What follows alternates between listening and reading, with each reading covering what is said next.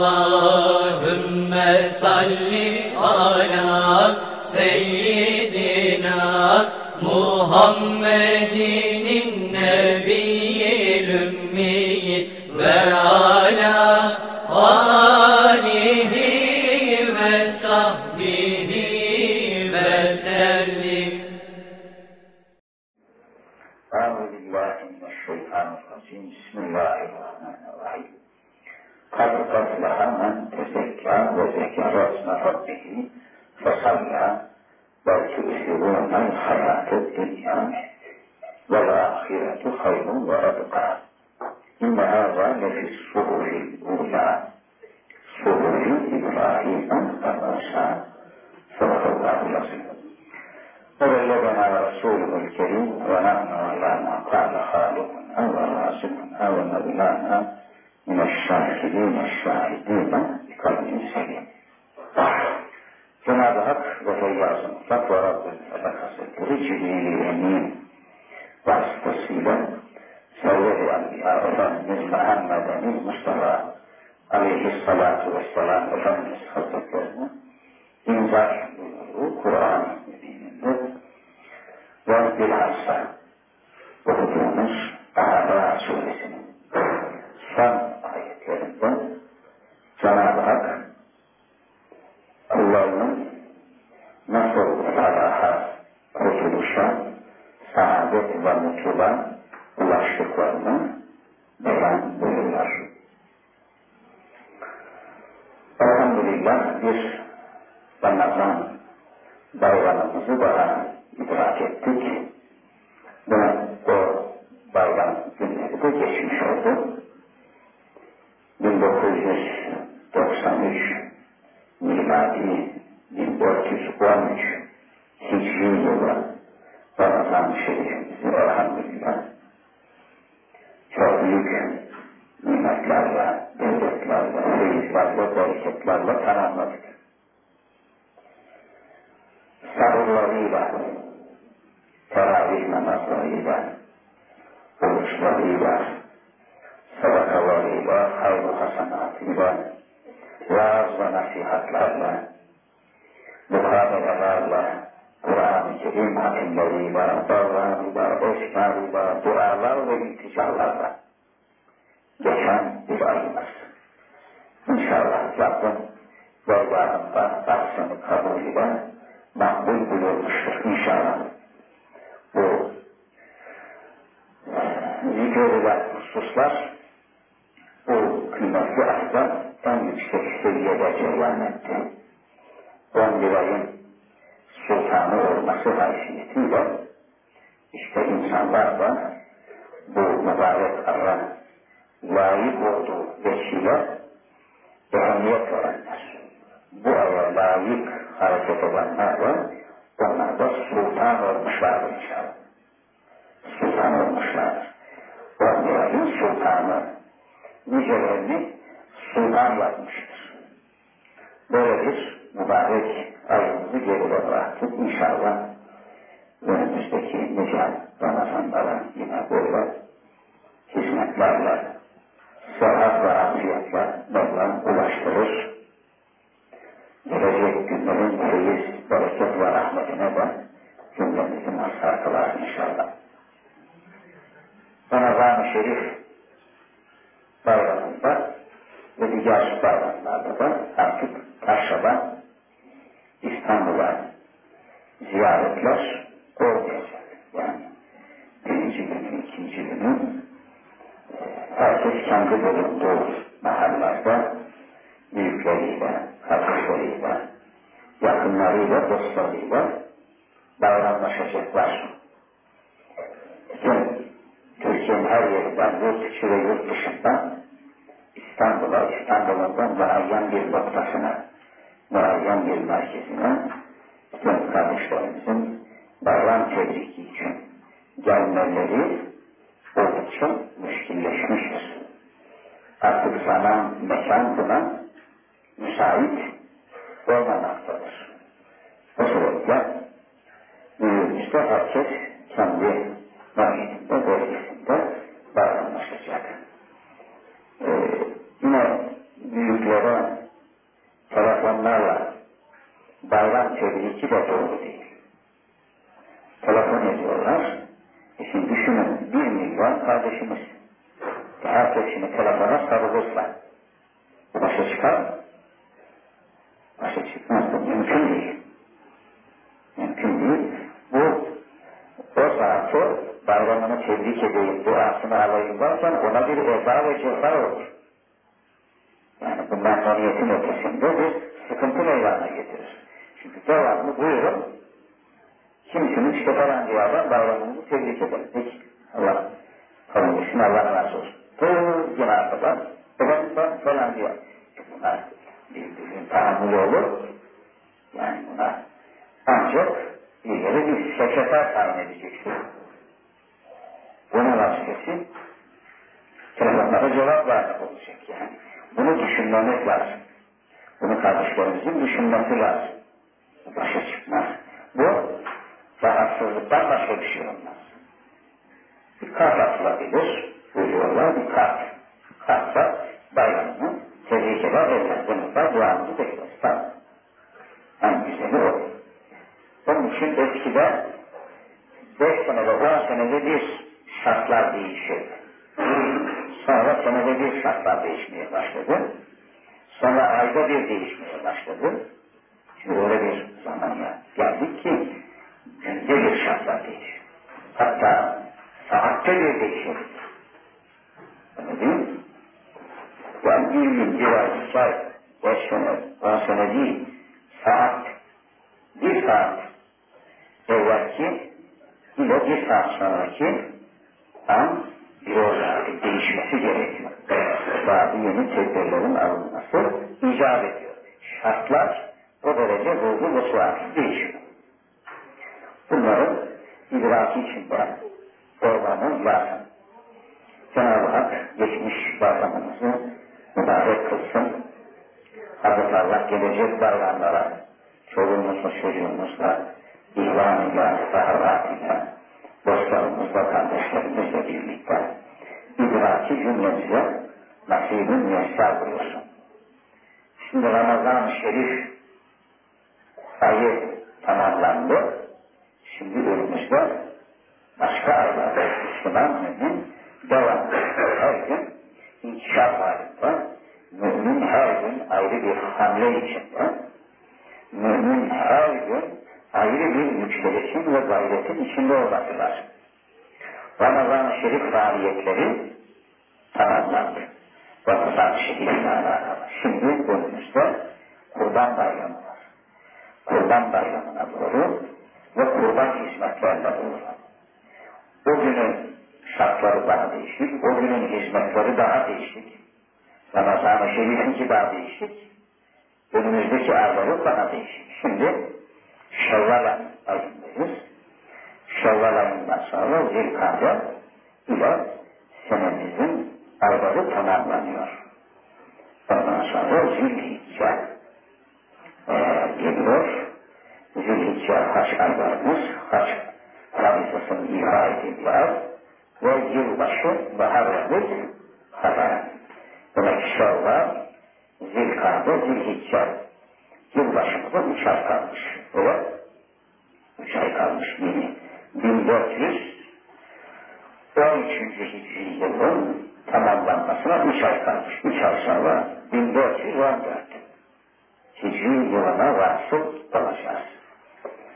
O günkü hizmetlerimiz o mübarek Kurban Bayramı'nın ve Hac Farizası'nın ifa edildiği günlerdeki hizmetlerimizle daha değişik olacak. Cenab-ı Hak onlardan nasip buyursun. Okuduğum ayetlerden biraz sohbet edelim. Tabi abimiz burada bulunana kadar bizim yine sizinle eğer kardeşlerimiz gelmişlerse onlarla birlikte sohbet edersiniz buyurdular.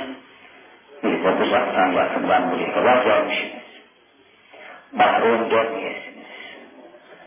Kırık dökük cümlelerimizle siz ihvan-ı dinimizle birlikte sohbet edelim, nereden edelim, nereden hangi ayetten konuşayım diye düşündüm. İşte buraya gelirken bu mübarek ayetler Aklıma geldi ki zaten bu mübarek ayetlerle günümüzde geçirdiğimiz Ramazan-ı Şerif'le alakalı, sadaka-i fitre ile alakalı, bayram namazıyla alakalı, zekatla alakalı, daha da geniş diğer hususları da ihtiva eden ayetler. Cenab-ı Hak okuduğu ayetlerde buyuruyor ki, Estağfirullah, Bismillahirrahmanirrahim. Kad eflaha men tezekkâ, andolsun, kasap olsun. Sureti kat'iyede tahkik manası var. Tahkikede ki Cenab-ı Hak buyuruyor. Kat muhakkak eflaha men tezekkâ. Tezekkî eden, temizleyen sureti muhakkakada kurtuldu buyuruyor hasta. Sureti kat'iyede felah buldu. Felah buldu. Demek ki burada felahın 3 mertebesi olduğu anlaşılıyor. 1. ayet, 2. ve 3. ayetlerden. 1. felah, temizlenenlerin felahı arzi. 2. ayette de ve zekerasma Rabbihi, Rabbi Teala'nın ismini zikreden suret-i muhakkakada felahı ulaştı. Demek 2. mertebesi zikir mertebesi, zikredenlerin felaha ermiş olmaları. 3.'sü de fesalla, namaz kılan, bedeni ibadet. Demek bu 3 ayette 3 çeşit ibadet, 3 çeşit temizlik, 3 çeşit felaha eriş, mutluluğa eriş anlatılmış oluyor. Birincisi kalbin temizliği. Oradan başlayacak. Kalbini temizleyenlerin felahı. 2. Kalbini temizledikten sonra zikrullah ile iştigal eden, Allah'ın ismini zikreden diliyle, kalbiyle zikrettiği gibi diliyle, lisanıyla da Rabbisini zikreden kişilerin. 3.'sü de sadece kalbiyle ve diliyle, zikirle iktifa etmeyip bedeniyle de Allah'a karşı vazifesini ifa eden. O da namaz. Bedeni ibadet. Demek kalbi, lisani ve bedeni ibadetleri ifa eden. Diğer bir ifadeyle de kadeflaha men tezekkâ, kalbini sırdan, kalbini her türlü gıybetişten temizleyen, ayrıca servetini de zekatla temizleyen, sadakayı fitrasıyla, zekatıyla, öteki hayır hasenatıyla da temizlenenlere işaret var. Zaten müfessirlerimiz o manayı vermişler. Kadeflaha men tezekkâ, andolsun, kasem olsun, suret-i muhakkakada zekatını veda eden, sadakayı fitrasını veren salah buldu. Nerede verilir sadaka-i fitre? İşte bayramdan birkaç gün öncesinden verilmesi lazım. Esas vakti bayram günü imsak ile, yani imsakın girişiyle sabah namazı vakti girdiği anda birisi zengin olursa sadaka-i fitre ona vacip olur. Tam o esnada fakir olursa sadaka-i fitre canından düşer. Vakti imsak vakti. Sabah vaktinin girişiyle üzerimize vacip olur. Ama bizim imamlarımız, müştehitlerimiz daha o vakit girmeden sadaka-i fitranın verilmesini tavsiye etmişler ki fakir fukara bayram gününde ihtiyaçlarını görsünler. Bunu bayram günü verirsen bir netice alamayız ki ondan. Yani çok bu kadar fazla olmaz. 3-5 gün evvelinden verilecek ki ihtiyaç sahipleri ihtiyaçlarını rahatlıkla temin etsinler. İşte sadaka-i fitralarını ve zekatlarını verenler İslam'da ondan kurtuldular diyor sana. Kurtuldular. Nereden kurtuldular? Cehennemden kurtuldular. Kabir azabından kurtuldular. dünyevi bir takım sıkıntılardan, belalardan, afetlerden kurtuldular. Ve zekâresme Rabbihi, Rabbinin ismini zikreden, bayram namazındaki getirilen tekbirlere işaret. Allahu Ekber, Allahu Ekber. Birinci etapta 3 tekbir, ikinci etapta da 3 tekbir olarak kıldığımız bayram namazının tekbirleri var ya, ona işaret. Rabbini böyle oralarda tekbir getirerek ismini zikreden ve salla hemen bayram namazını kılar. Arkasından da ne kılıyoruz?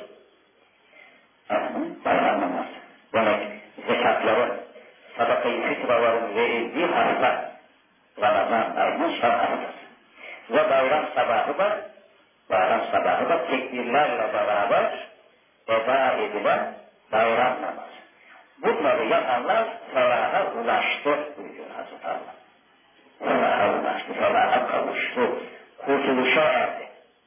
Tabii bunun dışındaki geniş manalarla burada sanatlarca anlatsak bitiremeyiz. Kat ehlamen tefekkâ. Suret-i Muhakkaka'da küfürden imanla kalplerini temizleyenler. Küfür en büyük bataklıktır. Küfür en büyük çamur, en büyük felakettir. En büyük pisliktir, necasettir.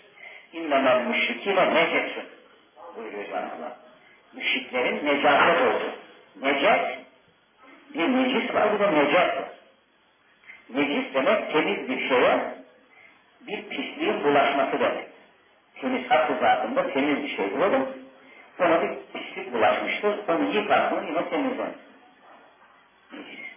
Necis oldu denir. Kuyu necis oldu, şu iş necis oldu, yıkarsın temiz olur. Fakat neces pisliğin kendisi. Pisliğin kendisini yıkamakla pislik temizlenir mi? Pisliğin kendisi. Mahiyetinin değişmesi lazım. O yıkamakla falan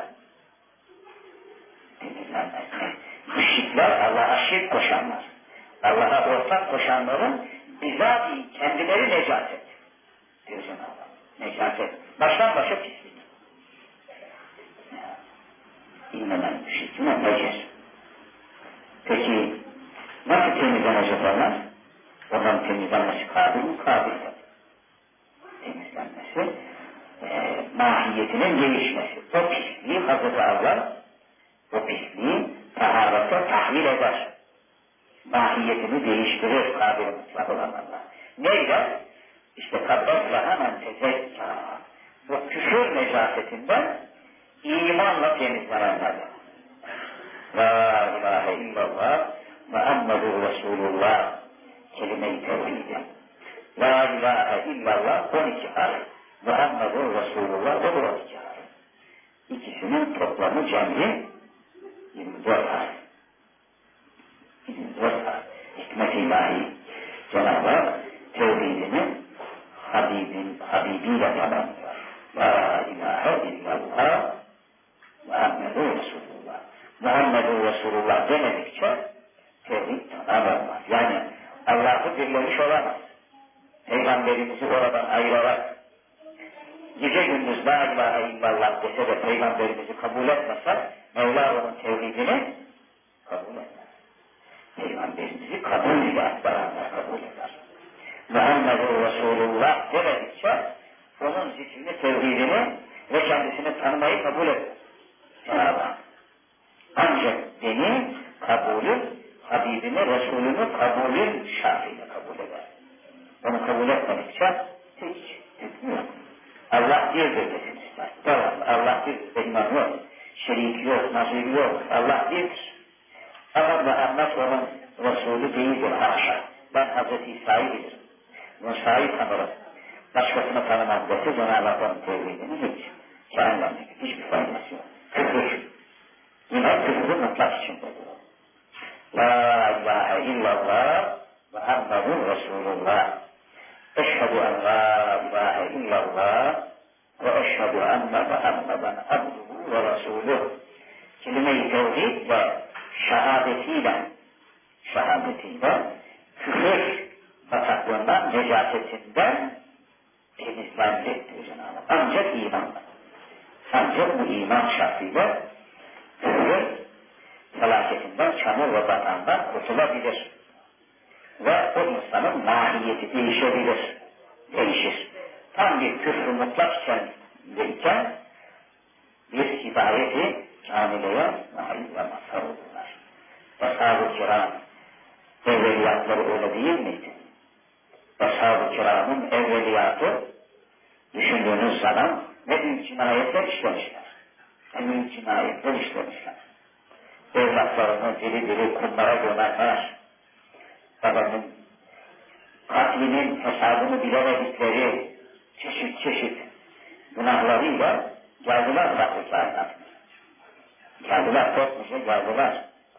Dediler ki, ya Muhammed haber aldık, sen yeni bir dinle gelmişsin, yeni bir dini anlatıyormuşsun, fakat biz o kadar mücrimleriz ki, o kadar suçlularız ki bizim kendimize göre inançlarımız var, kendimize göre yolumuz, babalarımızdan kalan dinlerimiz var. Bizim yaptığımız bu cinayetleri, bu bizim yolumuz bile affetmiyor, kabul etmiyor. Bizim öldürdüğümüz insanların hesabı yok. Bilemiyoruz hesabı. Efendim, hırzına, namusuna tecavüz ettiklerimizin hesabını bilemiyoruz. Yani burada sayıp dökmekle bitiremeyeceğimiz cinayetler işledik biz. Cinayetler işledik. Şimdi sana geldik. Eğer senin dinin bizi bu halimizde kabul ediyorsa, bu halimizde bizi kabul edecekse senin anlattığın dinin ve senin anlattığın Allah'ın, Rabb'in bizi affedecekse biz Müslüman olacağız. Biz İslamiyet'i kabul edeceğiz. Cenab-ı Peygamberimiz tevakkul etti. Peki ben size haber veririm. Biraz sonra Cibriliye'nin Furkan suresinin son ayetleri. Sondan biraz evvelki ayetler. Estağfirullah. Vellezine la yed'ûne ma'allâhi ilâhen âmera devam ediyor. Onlar ki Allah'la beraber başka ilahlara tapmadılar. Dua etmediler. İbadet etmediler. Zina etmediler. Haksız yere insan öldürmediler. Hep öldürdüler ya, yaptıklarını söylüyor Cenab-ı Hak. Ama kim bunları yapmış ise yudâ'af lehul azâb. Hazreti Allah onlara kat kat azâb eder ve ya'lû fîhî muhâna. Ayetleri devam ediyor. Ama illa men tâbe ve âmene ve amile amelen sâlih. Devam ediyor. Şu kadar var ki bütün bunları kim işlemiş? Bunları kim işlemiş? Allah'tan gayrıya dua etmiş, şirkte bulunmuş, şirk koşmuş, insan öldürmüş, zina etmiş, neler yapmış. Ama tam bana dönmüşse, tam taib-i müstafir olmuşsa, salih amel işlemişse, onların bütün günahlarını affedeceğim diye Cenab-ı. Bütün günahları affolacak ve hiç günah işlememiş gibi olacaklar. Peygamberimiz bu ayetleri kendilerine okuyunca hepsi birden gelenleri şerefi, İslam ile şereflendiler. Tevhidi söyleyerek, kelime-i tevhidi söyleyerek, kelime-i şehadeti söyleyerek Hazreti Allah onların mahiyetlerini değiştirdi. Ve onlar tam bir kurtuluşa erdiler. Hem de Eshab-ı Kiram'dan oldular. Küntüm hayra ümmetin Nazm-ı Celil'indeki hitabe muhatap oldular. Oradaki küntüm öğrenleri ilk muhatap olanlar sabikun olan Eshab-ı Kiram kazalar. Onlar muhatap Cenab-ı siz diyor Cenab-ı Hak. Siz ümmetlerin en hayırlısı oldunuz. En hayırlısı oldunuz. Böyle bir kurtuluşa verdikleri için en büyük falan, en büyük bayramları. Kalpten yahanen tezekkâ. Demek şirkten, küfürden, iman ile temizlenenler kurtuldu diyor Cenab-ı Hak. İkinci bir kurtuluş daha var burada. İkinci bir kurtuluş. Kalpten yahanen tezekkâ. İmanı var. Ehli iman, ehli İslam. Fakat günahları var. İsyanı var. Bir takım masiyet sudur ediyor kendinden. O halde bu insanlar kurtuluşa erememiştir. Bu insanlar yine nefsin, kötülüklerin, masiyetin esiridir. esiridir. Onun da kurtuluşu böyle olacak. Evet, o küfürden imanla kurtulmuş, mücadele bir imanı var. Ama ameli yok. Ameli yoksa yine o hakiki felaha ulaşamamıştır. Cenab-ı Hak bana da işaretle. قَدْ اَفْلَهَ مَنْ تَزَكَّى Suret-i Muhakkaka'da masiyetten, ibadetle kendini temizleyenler felaha. Masiyetten, neyle kendini kurtaranlar? İbadetle.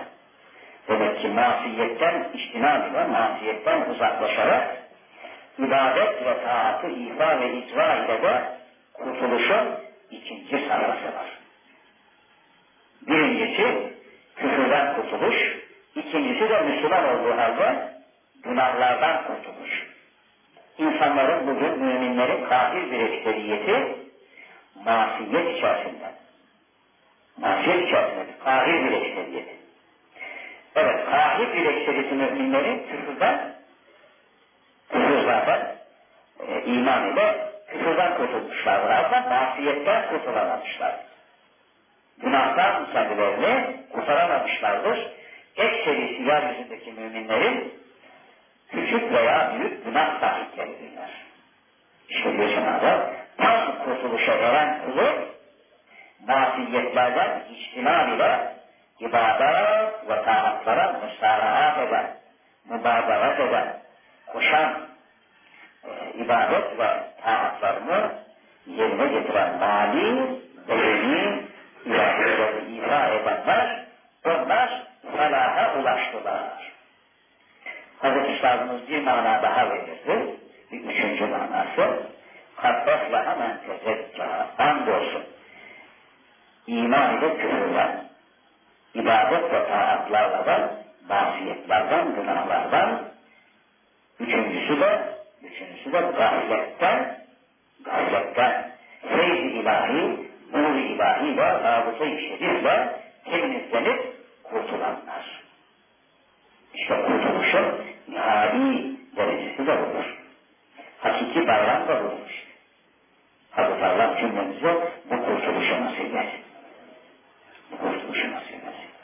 Şimdi ibadet ehli de vardır.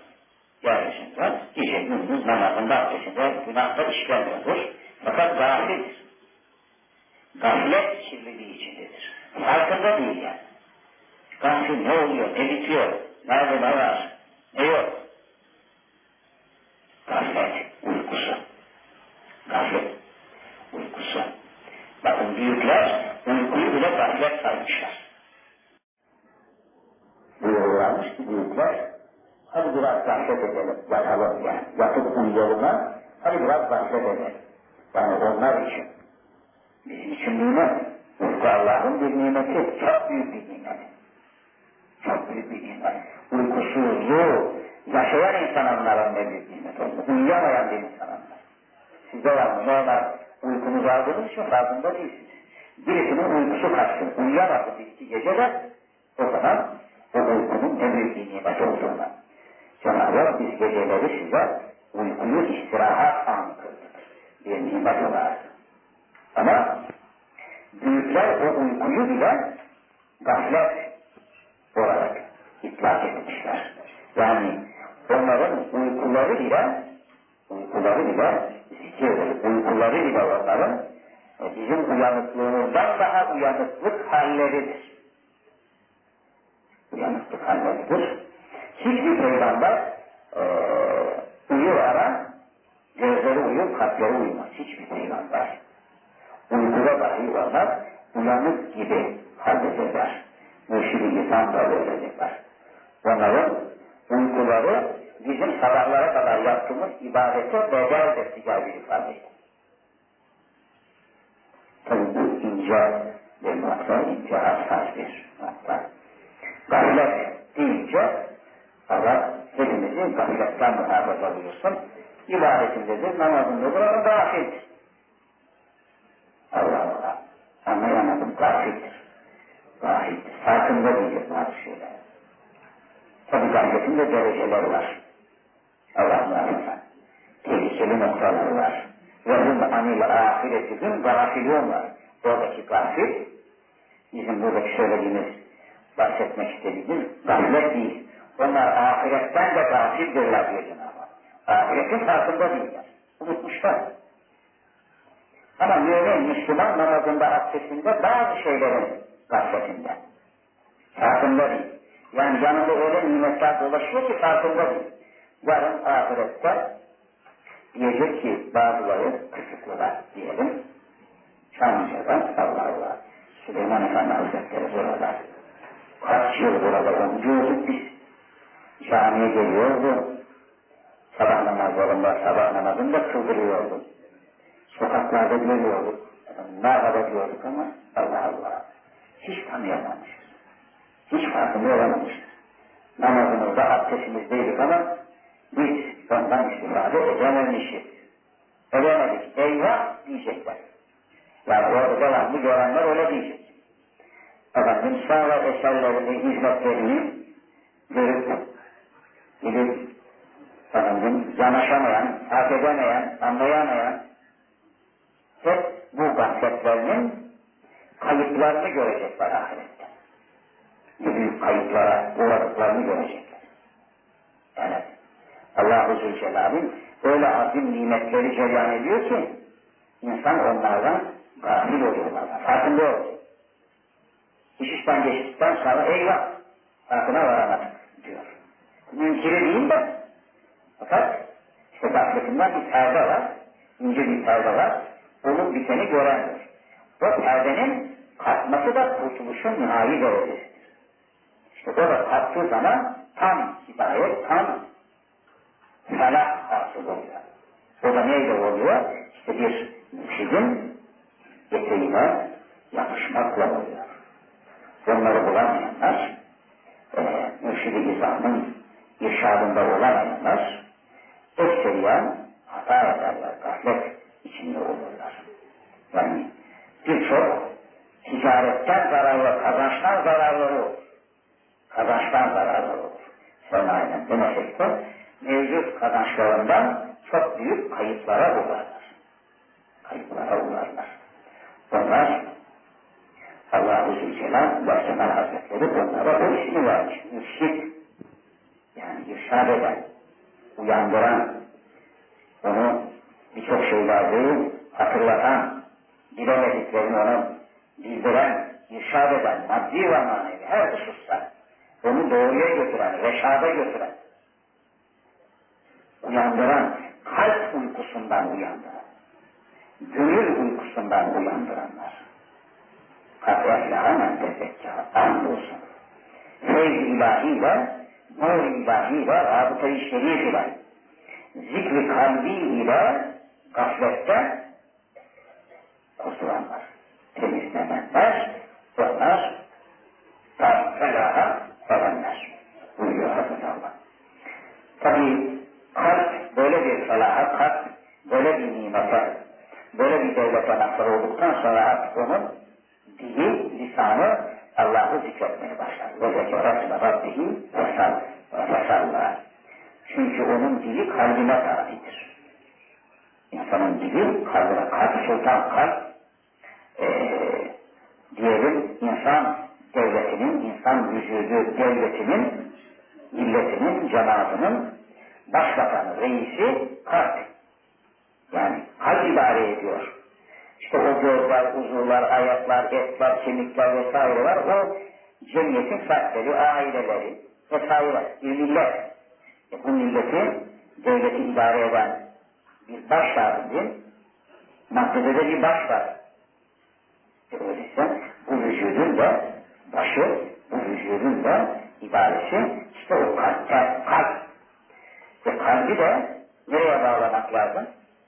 Kalbi Hazreti Allah'a, onun Resulüne, Resulünün varislerine bağlandığı zaman o zaman dil, kulak, el, ayak hepsi kalbe tabi olur. Kalp ne istikametteyse, kalp neyi düşünüyorsa dil de onu söylemeye başlar. Ama kalbi başka bir yere takarsanız dil de onu söylemiyor. Onun gücünü çalar. Onun sesini verir. Oraya bağlı olduğu için şeytana bağlıysa şeytanı tedavi eder. Şeytanın yolunu anlatır.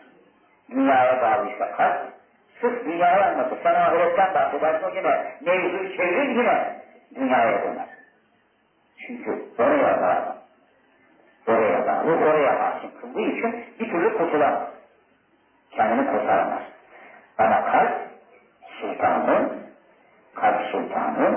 Allah'ına ve Resulüne, Kur'an'a bağlıysa onun bütün huzurlarda o kalbe bağlı olacağı için artık onun dili de Allah'ı zikirden başka bir şey söylemez.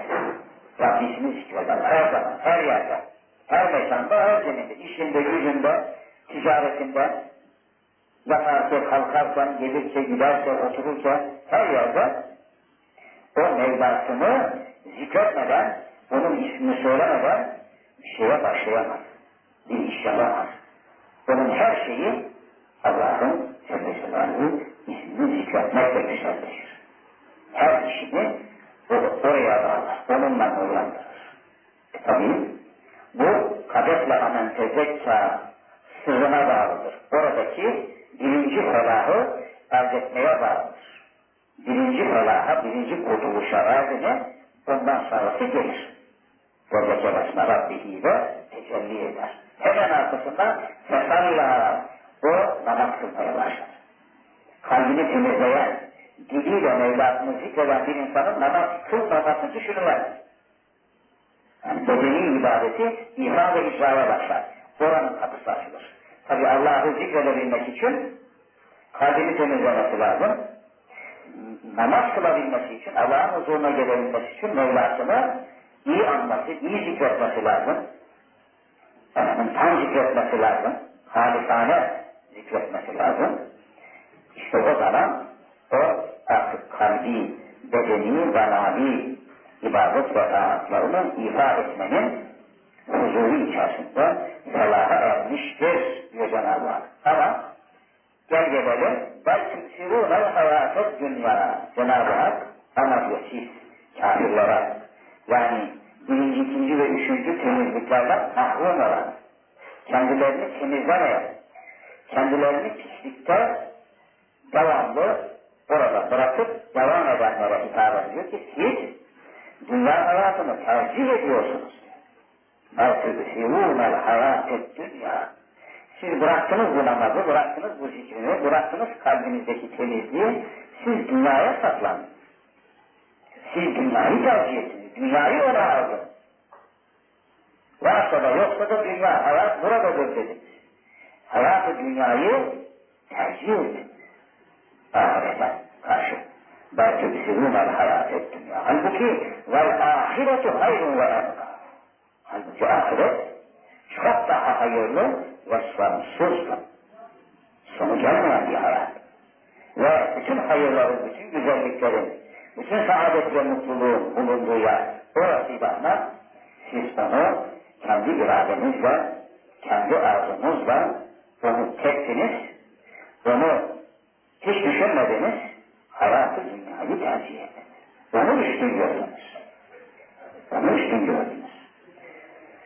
İlle hâzâ, işte bu gerçek, bu hakikat, bu beyan ettiğim, bu hüküm, bu hal diyor Cenab-ı Hak, leşis suhufil hûlâ. İlk sahifelerde de böyleydi. İlk sahifelerde de aynen bunu böyle beyan etti. Kullarının nasıl temizleneceğini, nasıl felaha ereceklerini ve ahir bir ekseriyetin de dünya hayatını nasıl ahiret üzerine tercih ettiklerine dair hakikatleri geçmiş sahifelerde gönderdiğim Hazreti Adem'den Peygamberimize gelinceye kadar. Suhuf-u Uğla'da da bu böyle yazılıydı.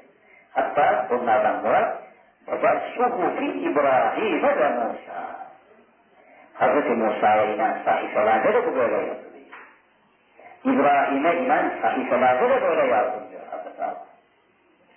Evet kardeşlerim, şimdi işte böyle bir sevinç günümüzü, yani bayram günümüzü, günlerimizi geride bıraktık. Bize felahı kazandıran, bize kurtuluşu kazandıran kıymetli günlerimizi geride bıraktık. İnşallah hakiki kurtuluşlar önümüzde. Daha önümüzde bayramlarımız var. Önümüzde bayramlarımız var. Dünyada bu iki bayram, dini bayramımızın dışında daha bayramlarımız var. Ki hakiki bayramlar da onlar. İnşallah onlara da mazhar olacağız. Ama şu üç hususu muhafaza etmek kaydıyla muhafaza edebilirsek inşallah Rabbimizin rahmetiyle, inayetiyle, hidayetiyle sevgililerinin yüzü suyu hürmetine inşallah bu hakiki salahla bu ömrümüzü tamamlar. Son nefesimizde kelime-i şehadet, kelime-i tevhid söyleyerek imanı kamil bir imanla ebediyete, ömür aleme geçtiğimiz an işte bayramlarımızdan en güzelini orada yaşayacağız. En güzel bayramımız orada bekliyor. Hazretimiz öyle buyurdu. Müminin irtihal gecesi düğün gecesidir. Düğün bunu şimdi geride bırakanlar, kalanlar feryat ederler. Öldü, kaybettik diye. O ehli iman, ehli rabıta, ehli feyiz ve şu üç felahın, üç kurtuluşun da sahibi olarak o ruhunu teslim etti mi, onun düğün gecesi. Öyle bir gece, öyle bir bayram ki o anın, kabirde o gece, Cenab-ı Hakk'ın rahmeti nazil olmuş. Cenab-ı Hak cemalini gösteriyor. Fahri kainatımız orada, Enbiya-i Rıza'nın ruhaniyeti orada, üstadlarımız onun yanında, efendim bütün müminler etrafında, hoş geldin Dar-ı Baka'ya, hoş geldin Dar-ı Selam'a, meleklerin tebrikat, tebşiratı karşısında, o zaten o dünyada bıraktığı anayı, babayı, ağlayanları, feryat eden haberi bile. Oradaki zevk, oradaki neşe, oradaki bayram. Vücuhun yevme izin naime, lisa'yha râdiyet buyuruyor Cenab-ı. Onların yüzlerine kadar da orada pırıl pırlar. Kabirde ayın 14'ü gibi. Yüzleri pırıl pırıl parlıyor. Melaike-i kiram istikbal etmiş. Selamun aleyküm tüttüm. Fethuluha halidîn. Her taraftan selamlar, her taraftan teşhirat. Nerede dünya? Dünyayı ne yapacak o anda? En büyük bayram. Düşünün o bayramı. İşte o bayram. Hazreti Enes İbn Malik radıyallahu anh Efendimizin buyurduğu bayramlardan birisi var. İnşallah orada asıl bayramımızı orada yaşayacağız. Tabi o bayram sevgili, o bayram ta mahşere kadar devam edecek. Yani mümin kabirinde şu anda ehli kabir, ehli iman kabirlerinde sürekli fasılasız bayram yaşıyor. Devamlı bayram. Ne zamana kadar? Mahşere kadar, yani kıyametin vukuuna kadar. Kıyametin vukuunda hesap kitap görüldükten sonra Sırat Köprüsü'ne getirilir. Sırat Köprüsü'nden geçtiğimiz gün de bayramlarımızdan biri olacaktır. Onun telaşına düşeceğiz orada. Sırat Köprüsü'nü geçebileceğiz mi, geçemeyeceğiz? Geçtiğimiz an işte büyük sevincimiz. Sonra o sevinç ne kadar devam edecekse o köprüden geçtikten sonra Cennet-i Alâ'nın kapısına getirilişe kadar وَسِيْحَ تَقَوْرَقُهُمْ اِلَى cenneti zümara, sızlık oraya doğru fevç.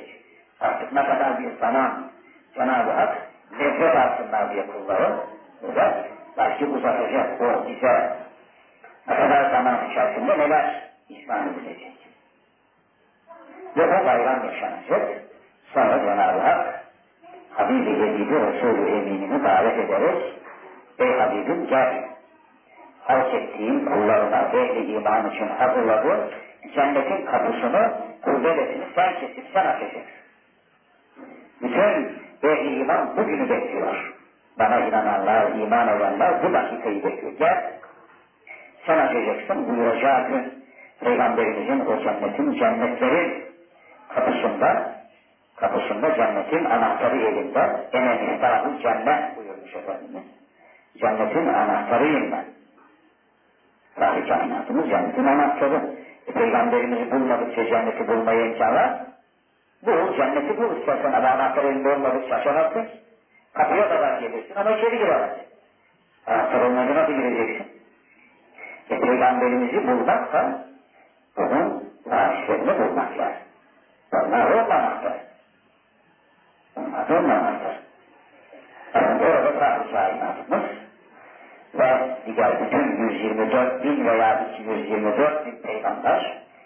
orada cem olmuş, Cenab-ı Hak gerisini nizama koymuş, saf saf. Ümmetler saf saf. Ümmet-i Muhammed, oruçlular en ön safta. Peygamberlerin arkasında ama ümmetlerin en önünde. Ümmetlerin en önünde, peygamberlerin arkasında. Adamın o merasim ne kadar sürecek? O bayramı düşünün. O cennet-i âlâ'nın kapılarının açılış. Her kapıdan girecek mümin. İnküllübâ, her kapıdan, aynı anda. Aynı anda her kapıdan girecek cennetin 8 kapısından da. Cenab-ı Hak böyle bir imkan verecek. Mahiyetini orada görürüz. Nasıl bir anda tek bir insan bir anda 8 ayrı kapıdan içeri nasıl gireceğini inşallah onu iktisala kazanalım da orada görürüz. Nasıl gireceğimizi. Mevlamız nasip etsin. O zevki yaşayacağız. O zevki, o bayramı yaşayacağız ki ona kadar bir zaman sürecek. Ondan sonra cennet-i âlâ'ya girilecek ve herkes yerlerine ayrılan yerlerine iskan edilecek. Herkesin kapıları var elinde. Dosyalarıyla gelmiş cennet. Cennet kâzimleri bakacak, bakayım senin yerin belli. Tamam, Cenab-ı Hak bana senin yerini, senin şu numaralı, şu parçalı yeri. Dünyada nasıl kolaylıkla buluveriyorlar değil mi? Şu parçada, şu arada, şu parça, şu numaralı senin aradın deyip buluveriyor. Orada herkesin cennette yeri ayrılmış. Amellerine göre. Dünyadaki hizmetlerine göre. Dünyadaki yaptıkları hayır hasenatlarına göre. Yerleri ayrılmış. Hemen buyurun denecek. Herkes yerlerine yerleştirilecek. Yerleştirildikten sonra bu ki işte asıl bayramı orada yaşayacağız ondan sonra. Asıl bayramı orada yaşayacağız. Hazreti Allah cemalini gösterecek. Cennet-i Âlâ'dan bir cuma günü gösterecek. Cuma günü. Orada cuma günü yok, haftalar yok ama Hazreti Allah cuma gününe de bir zaman takdir edecek. Hazreti Allah, çünkü cuma günü Cenab-ı Hakk'ın günüdür. Cenab-ı Hakk'ın Hazreti Adem'i bütün kemalatıyla, bütün kainatın aslı olarak bütün kainattaki sırları, ilahi tecellileri ve kendindeki Cenab-ı Rabbil Alemin ilahi tecellilerini kendisinde cem ettiği, topladığı Hazreti Adem'i cuma günü yarattığı için o günün adı cuma olmuş. Yani bütün esrarın cem oldu. Cenab-ı Hak ile kulların bir araya geldiği gün demek. Cenab-ı Hak ile peygamberinin, meleklerinin, Evliyaullah'ın, Rical-ı Maneviye'nin hepsinin en üst seviyede bir araya geldikleri gün demektir Cuma. Ve orada Hazreti Allah Cuma günü kendine ait olan o günde biz kullarına ehli cennete inşallah cemalini seyrettirecek ki o cemalini seyretme bayramı, o bayramı artık dünya senesiyle ne kadar bin senenin, kaç bin sene böyle onun içerisinde insan kaşyolmuş, o bayramı yaşayacak.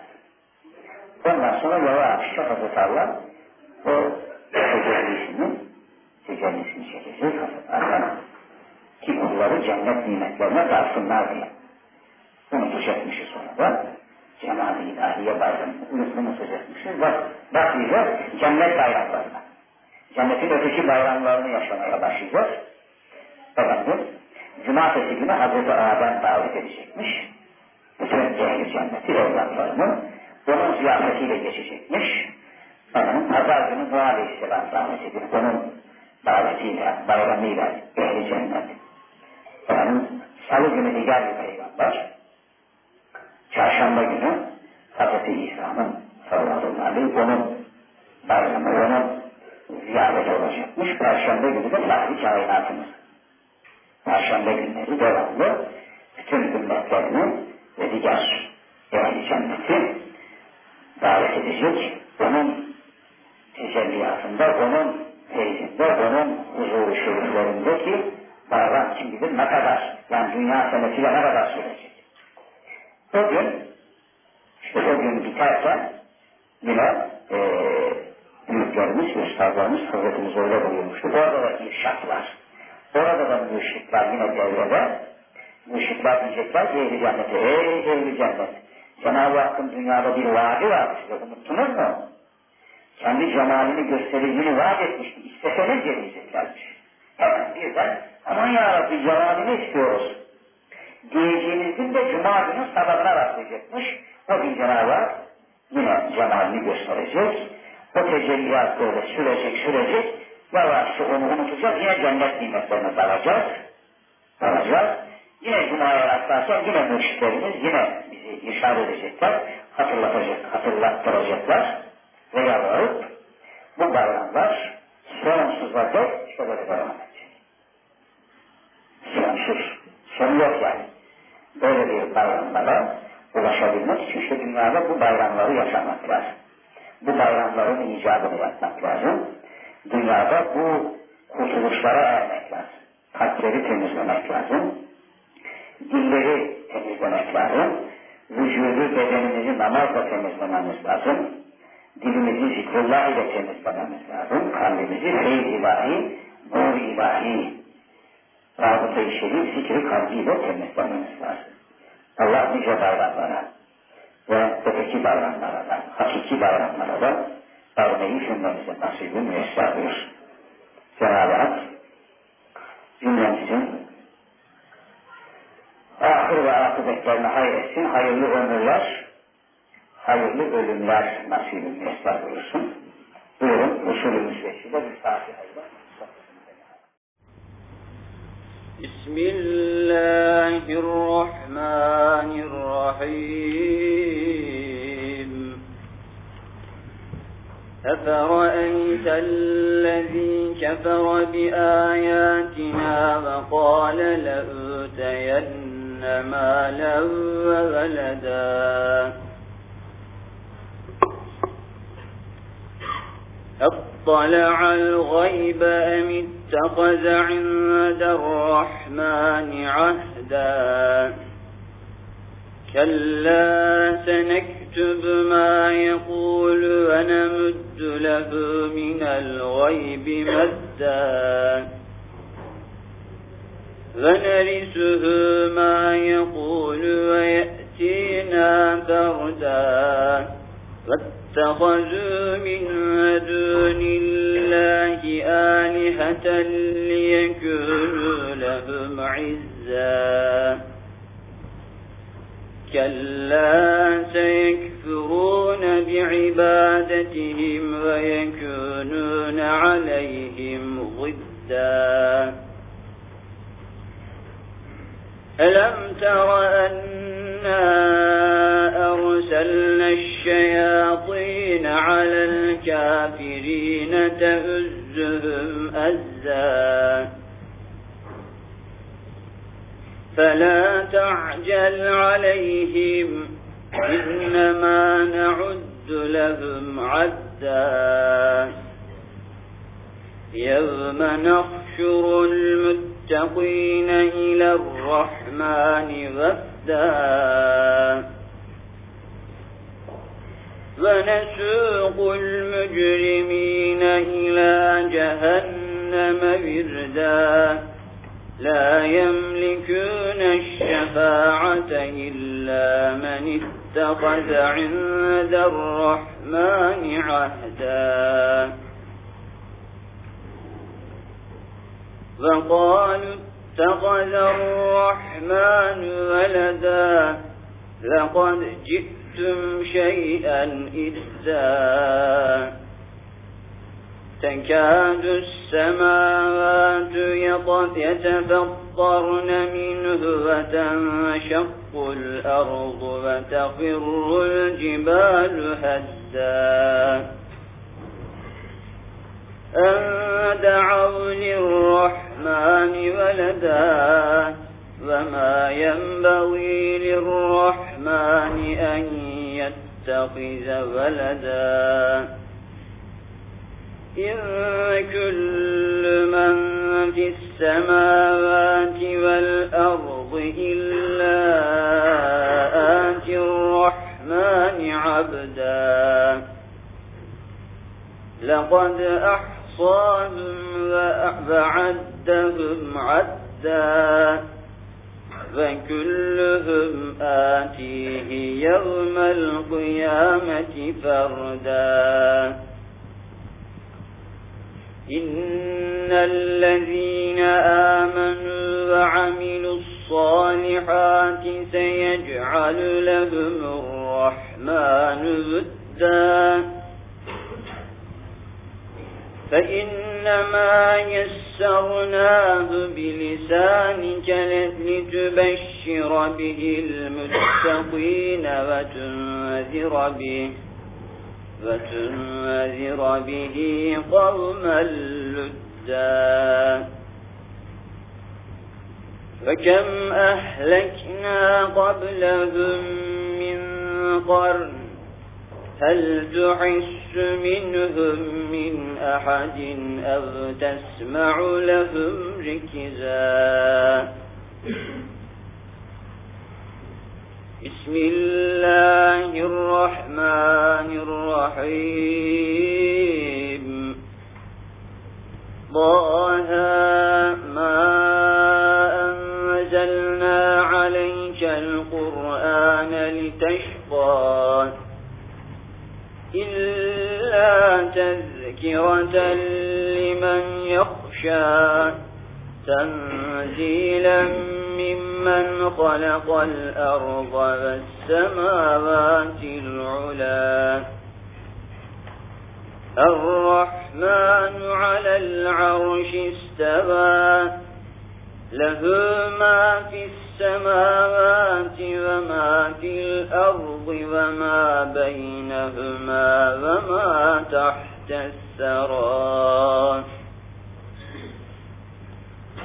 وإن تجهر بالقول فإنه يعلم السر وأخفى الله لا إله إلا هو له الأسماء الحسنى وهل أتاك حديث موسى إذ رأى نارا فقال لأهلهم كثوا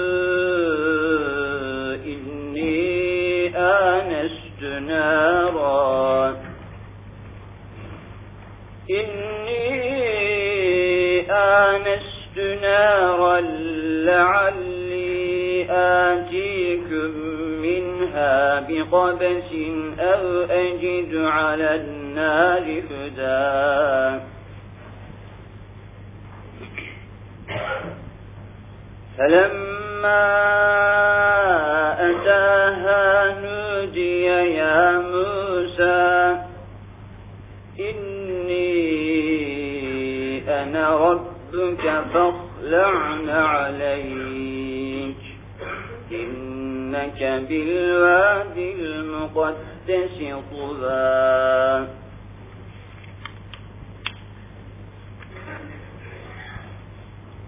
فأنا اخترتك فاستمع لما يوحى إنني أنا الله لا إله إلا أنا فاعبدني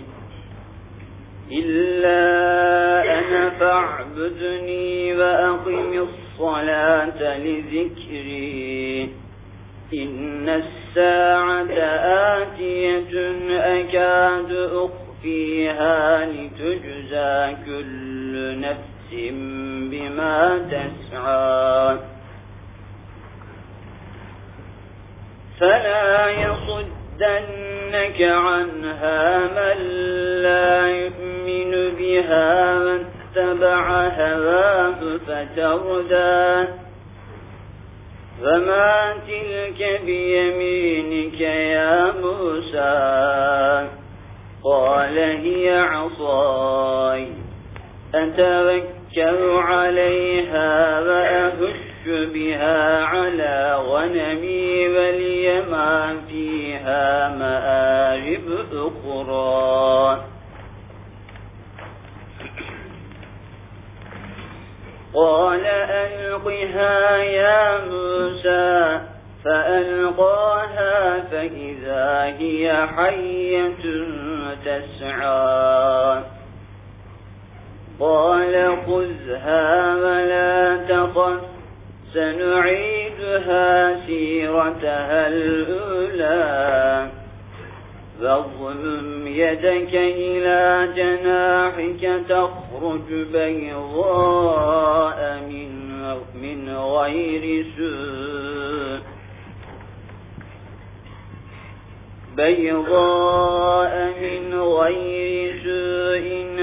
آية أخرى لنريك من آياتنا الكبرى اذهب إلى فرعون إنه طغى قال رب اشرح لي صدري ويسر لي أمري واحلل عقدة من لساني يفقه قولي واجعل لي وزيرا من أهلي هارون أخي اشدد به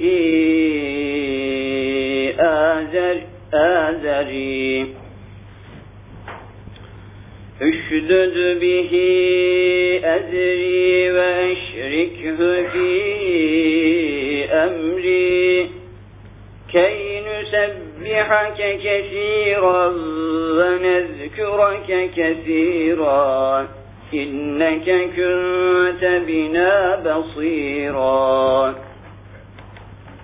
قال قد أوتيت سؤلك يا موسى ولقد مننا عليك مرة أخرى إذ أوحينا إلى أمك ما يوحى أن اقذفيه في التابوت فاقذفيه في اليم فليلقه اليم بالساحل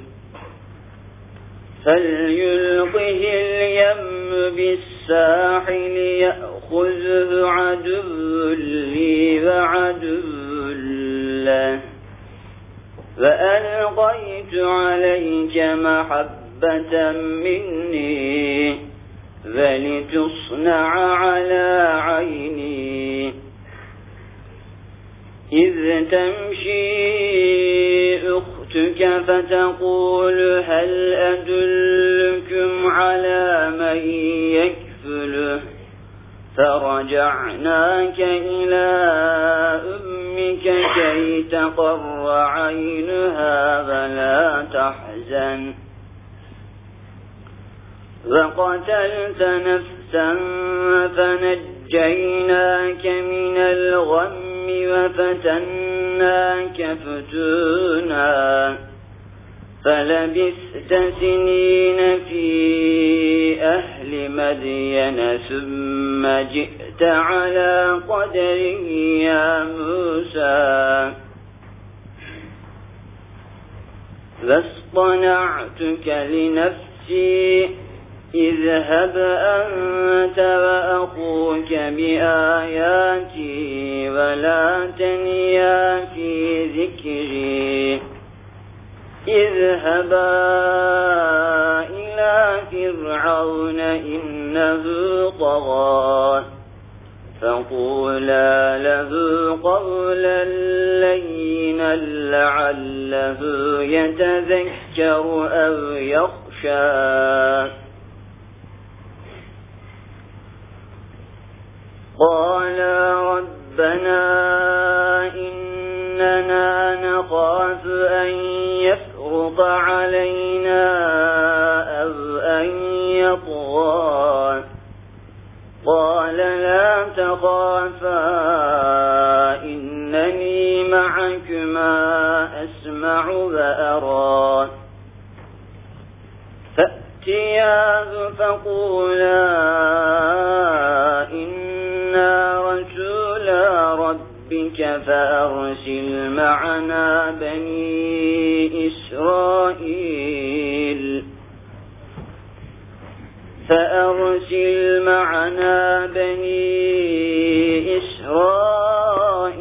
ولا تعذبهم قد جئناك بآية من ربك والسلام على من اتبع الهدى إنا قد أوحي إلينا أن العذاب على من كذب وتولى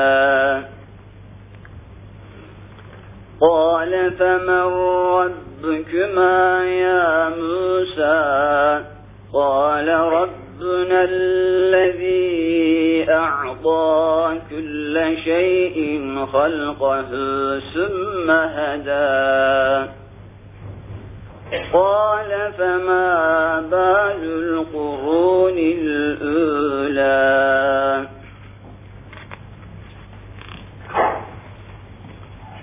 قال علمها عند ربي في كتاب لا يضل ربي ولا ينسى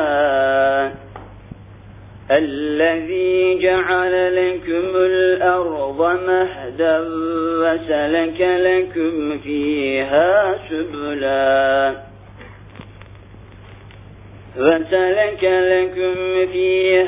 سبلا وأنزل من السماء ماء فأخرجنا به أزواجا من نبات شتى كلوا وارعوا أنعامكم إن في ذلك لآيات لأولي النهى منها خلقناكم وفيها نعيدكم ومنها نخرجكم تارة أخرى ولقد أريناه آياتنا كلها فكذب وأبى قال أجئتنا لتخرجنا من أرضنا بسحرك يا موسى